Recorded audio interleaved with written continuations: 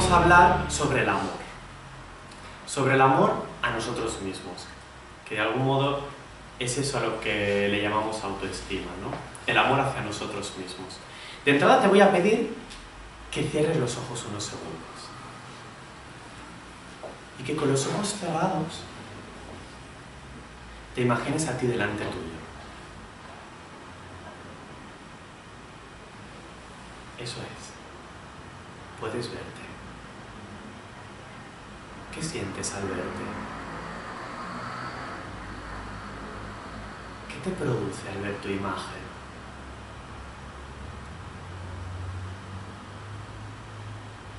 Imagina ahora que esa al que ves se divide en dos. Todo lo bueno que tienes y todo lo malo que tienes, uno al lado del otro.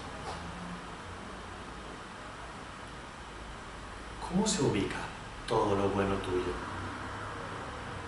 ¿Se hace grande? ¿Se hace pequeño? ¿Y cómo se ubica todo lo malo tuyo que está al lado? ¿Es más grande o más pequeño que el otro? ¿Hacia dónde va tu atención? ¿Hacia aquel yo que representa todo lo bueno tuyo? ¿O hacia aquel yo que representa todo lo que no te gusta de ti?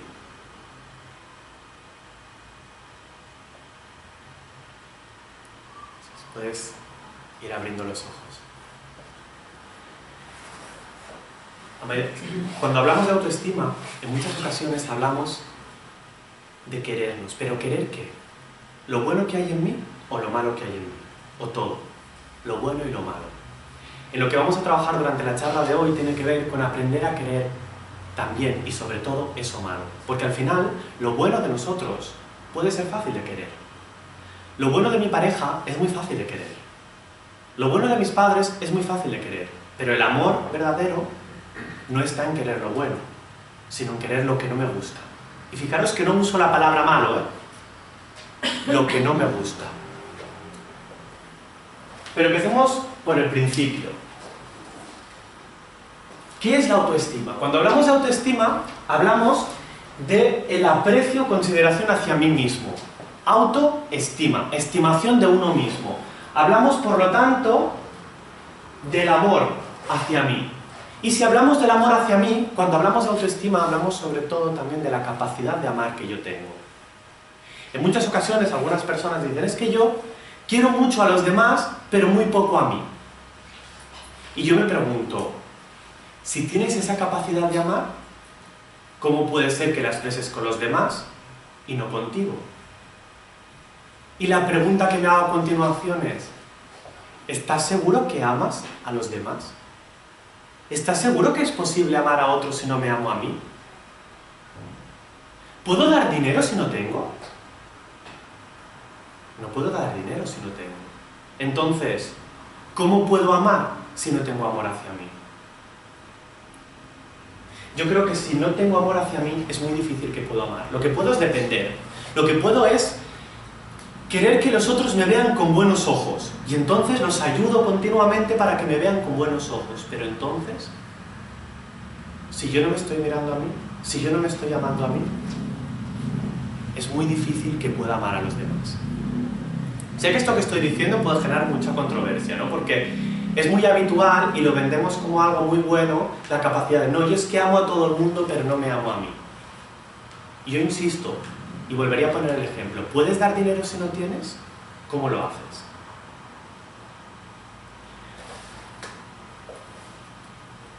Por lo tanto, como decía, complacer a los demás no es amarlos, es buscar su aprobación. Si yo quiero complacer a los demás, voy a tener que empezar complaciéndome a mí. Yo siempre pongo un pequeño ejemplo, ¿no? que es como muy gráfico. Cuando subimos al avión y dicen, en caso de turbulencias o en caso de accidente con el avión, cuando una madre va con un hijo, ¿a quién tiene que poner primero la mascarilla? A ella misma. Porque el amor empieza por uno. Si yo pongo la mascarilla a mi hijo y no me la pongo a mí, es posible que de camino, mientras le estoy poniendo la mascarilla a mi hijo, yo me quede sin oxígeno y mi hijo se quede sin mascarilla y yo también me quede sin mascarilla. Por lo tanto, de lo que se trata es de que primero me ponga el oxígeno a mí, me ponga la mascarilla a mí. Pero al final, ¿por qué no me puedo creer entonces, ¿no? Si yo ya sé todo esto, si lo he leído en millones de libros, si lo dice todo el mundo, empieza queriéndote a ti. ¿Por qué no lo consigo? ¿Qué me dificulta el quererme? De entrada, voy a enumerar algunos de los enemigos a la hora de poder quererme, algunos de los aspectos que impiden que yo me quiera y por lo tanto que yo pueda amar desde la autenticidad al otro. El primero y el que me parece más peligroso es el perfeccionismo. Cuando yo me exijo mucho, cuando yo soy muy perfeccionista conmigo, elimino la posibilidad de querer lo que hay. Porque lo que quiero es lo que debería ser. Entonces me creo una montaña muy grande de lo que debería ser y me olvido de lo que soy.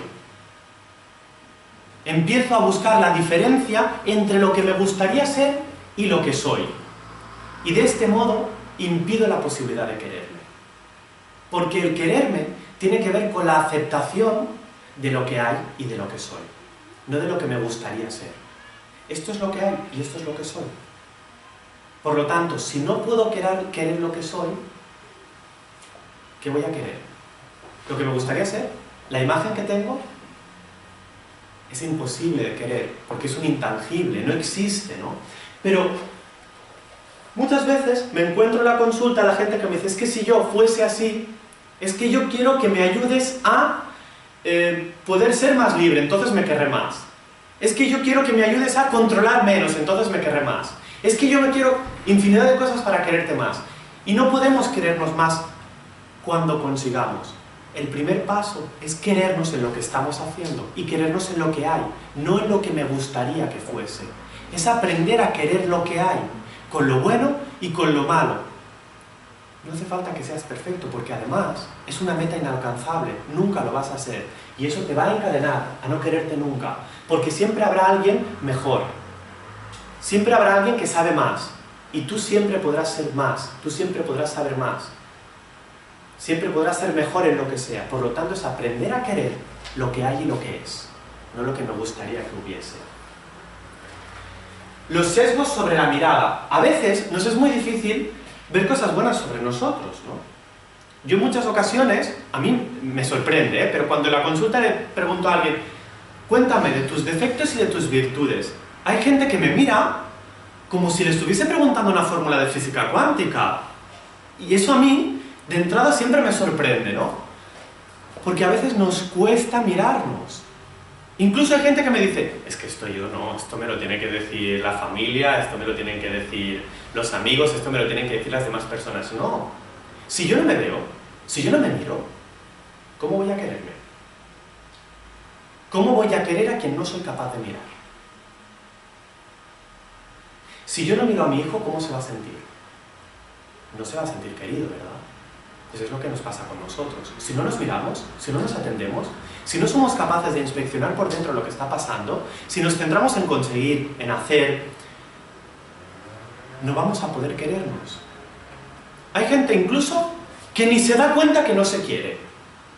Hasta que llega un momento en que con la edad, una gran crisis, y me doy cuenta de que no es que no me quiera, es que no tengo ni idea de quién soy.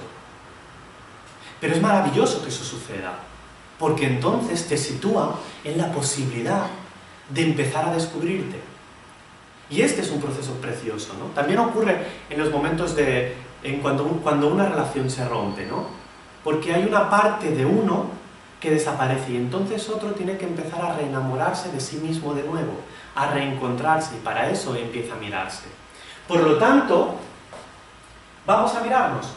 Y una vez nos veamos, nos vamos a ver desde lo bueno y desde lo malo, desde la aceptación de lo malo y desde la gratitud y alegría de tener eso bueno. Porque si no, luego hay otra gente que sí que se ve, y se ve mucho, pero solo lo malo, solo lo negativo, y está continuamente exigiéndose y está continuamente yendo al perfeccionismo, porque no se puede ver lo bueno.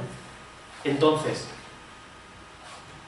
es importante tener en cuenta que debemos mirarnos, pero en su totalidad. Yo siempre, cuando la gente me hace listas, después veremos qué hacer para empezar a querernos un poco más, les pido que sean listas pares. Si te has encontrado 5 cosas malas, busca 5 cosas buenas. No me hagas una lista de 28 cosas malas y una buena, porque además no es real. Porque en la vida, lo bueno y lo malo es relativo. Lo bueno y lo malo tiene que ver con el contexto en el que me estoy moviendo. Cada contexto hará que eso, que a priori me puede parecer malo, sea bueno.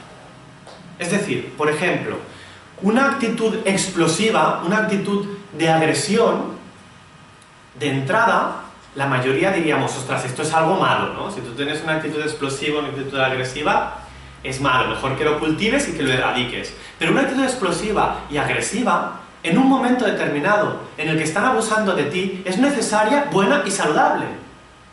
Por lo tanto, no hay nada tuyo que sea completamente bueno, ni nada tuyo que sea completamente malo. Dependerá del contexto en el que estás inmerso. Por lo tanto, no eres tú. A lo mejor estás en un contexto equivocado. O a lo mejor se trata de que aprendas estrategias para adaptarte a ese contexto. Pero no hay nada que podamos decir en sí que es bueno o que es malo. El locus de control, que se habla mucho en psicología, ¿no? ¿Dónde está mi atención? Cuando las personas que no se quieren se fijan en lo bueno de lo externo y en lo malo de lo interno. ¿Has conseguido aprobar el examen? ¡Qué bien!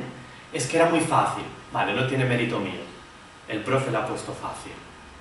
¿Has suspendido el examen? ¡Ostras, qué mal, ¿no? Ya, no estudié nada. ¿Os dais cuenta la diferencia de foco?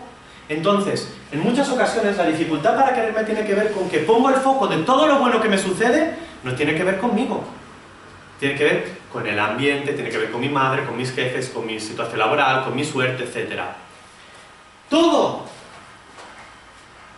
lo malo que me sucede tiene que ver conmigo. Nada tiene que ver con el entorno, nada tiene que ver con las demás personas, etcétera, etcétera. Y eso, el poner locus de control en lo externo o en lo interno es muy importante para desarrollar una sana autoestima y para empezar a querernos.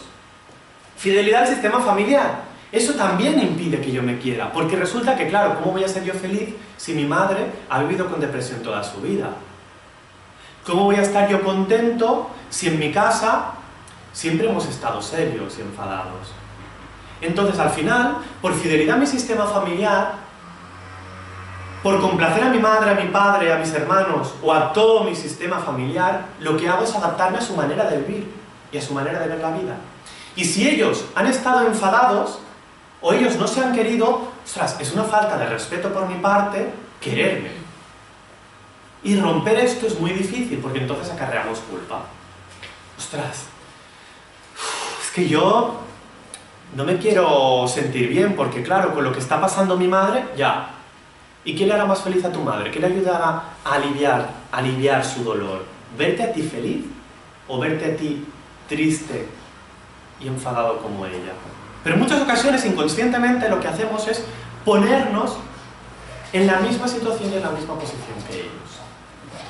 Si tenéis alguna pregunta me la podéis hacer, ¿eh? Yo voy tirando, pero adelante cualquier pregunta. Y la falta de confianza. Es muy importante tener buena confianza para poder querernos. Porque si no, si falta confianza, falta base para poder quererme.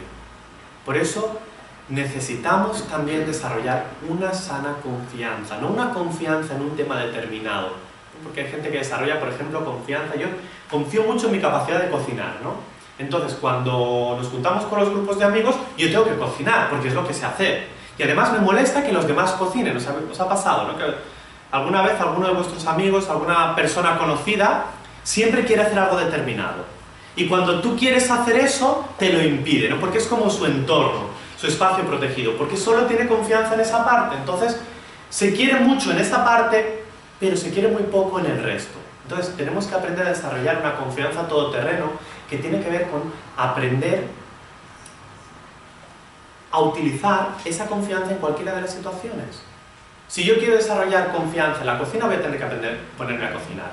Si yo quiero desarrollar confianza en el deporte, voy a tener que aprender y ponerme a practicar deporte. Si yo quiero aprender a tener una confianza todoterreno, voy a tener que hacer varias cosas que no se me dan bien. Pero generalmente cuando no nos queremos, cuando nos falta confianza, lo único que hacemos es eso que sabemos hacer. No, déjame que yo haga esto, que es lo que sé hacer. Por lo tanto, lo que hacemos es anclarnos más en lo que sabemos hacer y también anclarnos más en la idea de yo solo sé hacer esto. Por lo tanto, debemos empezar a hacer otras cositas. Veamos entonces cómo puedo empezar a quererme. De entrada, para acallar el perfeccionista, deja de valorar lo que te gustaría y empieza a valorar lo que sí eres. ¿Qué sí eres? ¿Qué sí eres tú? Empieza a hacer una lista de esas cosas que tú sí eres y está bien para ti. Está bien, yo no quiero que elimines parte del perfeccionista que nos ayuda a mejorar, nos ayuda a tirar adelante, pero el problema está cuando el perfeccionista lo acapara todo. Por lo tanto, solo puedo tirar adelante, solo puedo mejorar si tengo confianza. Y solo puedo generar confianza si el perfeccionista se ha rebajado y empiezo a darme cuenta de que sí soy, que me gusta de mí. Pero no lo que le gusta a tu mujer, no lo que le gusta a tus hijos, no lo que le gustaría a tus padres, no. ¿De qué me siento orgulloso yo? Y no me vale el de nada. Porque hay que hacer un pequeño esfuerzo para encontrar eso de lo que sí puedo sentirme orgulloso, porque todos tenemos cosas de las que podemos sentirnos orgullosos. Por lo tanto, mírate con amor. ¿Qué de bueno hay en mí? Cuando a la gente le cuesta encontrar cosas buenas de ellos mismos, siempre le hago el mismo paralelismo, ¿no? Tú imagínate que te encuentras a un niño de 3 años y que ese niño de 3 años acaba de hacer una mala jugada en el fútbol, en el baloncesto o en lo que sea. ¿Qué le dirías? ¿Muy mal? ¿Esto lo has hecho fatal? Hay gente que sí, pero es la mínima. O lo tratarías con amor y le dirías, bueno, venga, vamos a probarlo otra vez porque mira, esto otro sí que te ha salido bien. Entonces, ¿qué pasaría si te tratases a ti como tratarías a ese pequeño niño? A ese niño de 3 años. ¿Qué pasaría si te hablases con esa comprensión, con esa ternura, con ese amor que nos sale cuando pensamos en niños? O en mascotas, o en seres indefensos, ¿no? ¿Qué pasaría si te tratases así? Pues que empezarías a quererte mucho más. Pon razón para llegar al corazón. Cuando empieces a hacer listas y te vayas solo a lo malo, empieza a objetivizar. Ponle un poco de mente, porque a veces la emoción nos desborda. La emoción es maravillosa y está bien, y si hay mucha mente hay que poner emoción. Pero cuando hay mucha emoción hay que poner mente, entonces vamos a compensarlo, ¿no? Por lo tanto, objetiviza, haz una lista. Hay un ejercicio que trabajo mucho en consulta que tiene que ver con que la gente que te rodea haga una lista de esas cosas que les gusta de ti y te la den. Y entonces, si te es muy difícil mirarte, empieza a verte por los ojos de las personas que te rodean, ¿no? En coaching se llama un 360 grados, ¿no? Porque te miran desde todas las posiciones. ¿Qué te gusta de mí y qué no te gusta, ¿no? Haz una lista de las cosas buenas y de las cosas malas que tienes. Perdón, voy a ver un poco la luz. Entonces, objetiviza al máximo cuando te pierde la emoción. Y a través de esa lista, mírala. Porque si se repite mucho el eres simpático, puedes no creértelo. Pero cuando varias personas te están diciendo esto, es que algo de simpatía tendrás. Lo mismo con los defectos. Cuando se repite mucho uno, es posible que tenga que ver contigo. Pero acordaros, mírate con amor. A ese niño de 3 años, ¿qué le dirías? Todo el mundo cree que eres muy autoritario. Ya está bien de ser autoritario. O de entrada le dirías, ostras, mira lo que me han dicho de ti. ¿Cómo podemos mejorar esto, no? Porque por otra parte hay otros momentos en los que en vez de autoritario eres generoso, eres amable, etcétera, etcétera, ¿no? Entonces es mirarnos con mucho amor. El locus de control que decíamos antes, ¿qué cosas buenas has conseguido por ti? Sí que seguro hay factores ambientales que han contribuido, ¿no? Pero ¿qué cosas buenas has conseguido por ti? ¿Y qué cosas malas que te han pasado escapan de tu control, ¿no? Imaginaros ahora que vienen elecciones, ¿no? Un partido minoritario que, como partido minoritario, no consigue ganar las elecciones y el líder se culpabiliza por no haber ganado las elecciones, lo he hecho fatal. No, hay una parte que sí que tendrá que ver con él, pero hay otra parte que tiene que ver con las opciones ideológicas de ese partido en ese espacio. Por lo tanto, no puede responsabilizarse y hacerse suya toda la responsabilidad, ¿no? En coaching siempre decimos, si algo depende de ti al 100%, puedes hacerte responsable. Si algo no depende de ti al 100%, no puedes hacerte responsable de ello. Puedes hacerte responsable del proceso que estás siguiendo para conseguirlo, pero no de la consecución final. Y muchas veces nos juzgamos en función de los resultados y nos perdemos en ellos. Rompe con los mandatos familiares. Esto es muy doloroso porque sobre todo hace sostener culpa, como decía antes, ¿no? Pero con la culpa no puedo hacer otra cosa más que sostenerla. A veces me vienen a la consulta, libérame de la culpa, por favor. Pues no es posible. La culpa es sostenerlo porque cuando le digo a mi mamá, mamá, gracias, no voy a seguir la misma vida que tú has tenido, voy a hacer algo diferente con la mía, se me genera una culpa importante. Pero no puedo hacer otra cosa que sostenerla. O seguir su vida, si para mí está bien. Más cosas que puedo hacer para empezar a quererme. Deja de culpabilizarte y empieza a responsabilizarte. Hay una cosa muy sencilla, tú no eres culpable de nada, pero eres responsable de muchas de las cosas que te suceden. La culpa lleva implícita una carga emocional bastante negativa y bastante perjudicial para uno. No te culpes, responsabilízate. Cuando yo me responsabilizo, me doy cuenta de que tengo fuerza. La culpa me debilita, me quita fuerza. La responsabilidad me fortalece y me empuja a conseguir lo que quiero. Define objetivos a corto, medio y largo plazo, sin olvidarte del presente. Algo que nos ayuda a querernos es buscarnos pequeñas metas también, pequeños objetivos para conseguir para el año que viene, pequeñas ilusiones de dentro de 5 años o a largo plazo, dentro de 10 años, ¿no? Sin olvidarnos de vivir el presente, pero sí teniendo pequeñas metas y pequeñas ilusiones en función de cómo he descubierto que soy al mirarme. Y contacta con el cuerpo. El cuerpo nos ayuda a querernos. Contactar con el cuerpo es hacer deporte. Contactar con el cuerpo es ir a darnos un masaje. Contactar con el cuerpo es ir a la peluquería y arreglarnos. Contactar con el cuerpo es desde el gozo, desde el sexo, desde el placer. Que puede ser con otra persona, puede ser tú solo, pero contacta con tu cuerpo, siente al cuerpo, porque cuando sientes el cuerpo te estás mirando, te estás atendiendo. Por eso es importante tener en cuenta esto, ¿no? Y atender el cuerpo no quiere decir hacer deportes extremos y acabar extenuado, porque entonces no estás teniendo en cuenta al cuerpo, lo estás machacando.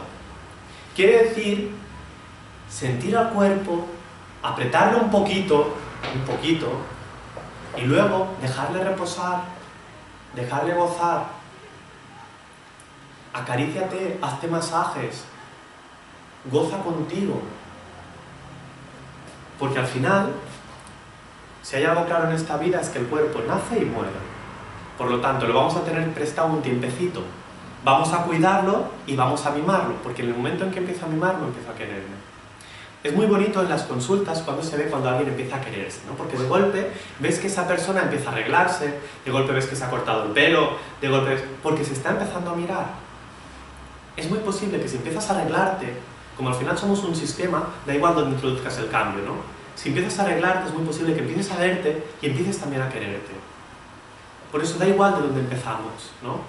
Lo importante es mirarnos y vernos. Por lo tanto, no se trata de no ver o cambiar lo negativo que hay en ti, sino de quererlo igual que lo quieres de tus hijos o de tu familia. No es que me doy tanta rabia cuando soy agresivo, cuando saco rabia, es que me molesta tanto enfadarme por estas cosas. No, pues quiero esto también. Igual que los que aquí sois padres, queréis a vuestros hijos por lo bueno y por lo malo. Yo no conozco ningún padre que me diga, no, es que yo no quiero nada a lo malo de mi hijo, ¿no? Queréis a los hijos por lo bueno y por lo malo. Pues es aprender a querernos a nosotros de esta manera también. Porque eso es amor incondicional. Es yo me quiero gracias y a pesar de mí. Porque querer lo bueno es tan fácil. Al mirarme, me respondo, yo soy, yo quiero, ¿qué quiero? Yo puedo, ¿qué puedo? Yo siento, ¿qué siento? Yo digo, ¿qué digo? Yo entiendo, ¿qué entiendo? Y yo comprendo, ¿qué comprendo? Poder responder a esto es ayudarnos a vernos y a contactar con nosotros. Porque cuando contactamos con nosotros y nos empezamos a ver, empieza a ser difícil no querernos. El miedo es a que si yo abro mi coraza, porque claro, todas estas cosas que está diciendo Isaac sirven para todo el mundo menos para mí. Porque si yo abro mi coraza, voy a ver que realmente lo que hay dentro es malo. Y yo no lo quiero ver, entonces prefiero no mirar. Nunca, en estos 8 años no he encontrado a nadie que al abrir su coraza haya descubierto algo feo. Al contrario, la gente suele decirme, ostras, no me pensaba que había todo esto dentro de mí. El precio que pagamos por no mirarnos es infinitamente más alto y está lleno de angustia y de dolor. Mirarnos nos ayuda a querernos y nos ayuda a entendernos. La autoestima no está en la mirada de los demás, sino en la tuya propia. Por lo tanto, reconduce el centro hacia ti. No es lo que los demás vean de mí, es lo que yo veo de mí. No es lo que los demás valoren de mí, es lo que yo valoro de mí. ¿Alguna pregunta? ¿Alguna duda? Me gustaría leeros un cuento y acabar con el ejercicio con el que hemos empezado. El cuento dice así: la pequeña luciérnaga. Había una vez una comunidad de luciérnagas que habitaba el interior de un gigantesco lampati, uno de los árboles más majestuosos y antiguos de Tailandia. Cada noche, cuando todo se volvía oscuro y apenas se escuchaba el leve murmurar de un cercano río, todas las luciérnagas salían del árbol para mostrar al mundo sus maravillosos destellos. Jugaban a hacer figuras con sus luces, bailando al son de una música inventada para crear un sinfín de centellos luminosos, más resplandeciente que cualquier espectáculo de fuegos artificiales.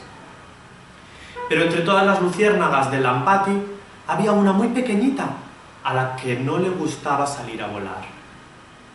No, hoy tampoco quiero salir a volar, decía todos los días la pequeña luciérnaga.